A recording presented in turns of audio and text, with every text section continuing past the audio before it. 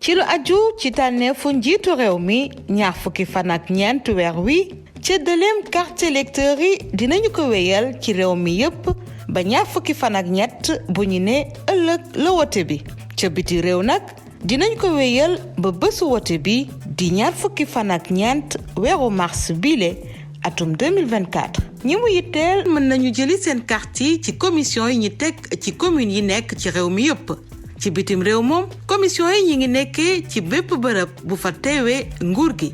waaye ba tey ci yenn dëkk yi mën nañu taxawal ay sous-commission carte yi nag dinañ ko jébbal loxo ak loxo bépp aji wote bu bindu bees wala bu amaloon ay coppite ci bërëbu voteem ci kaw mu àndaale carte d'identité biométrique bu CEDEAO ak récépissé bi mu bindoo bu fekkee récépissé bi mu bindoo dafa réer aji wote bi dafay siife benn déclaration ci ngor ci kanamu commission bi sama carte sama baat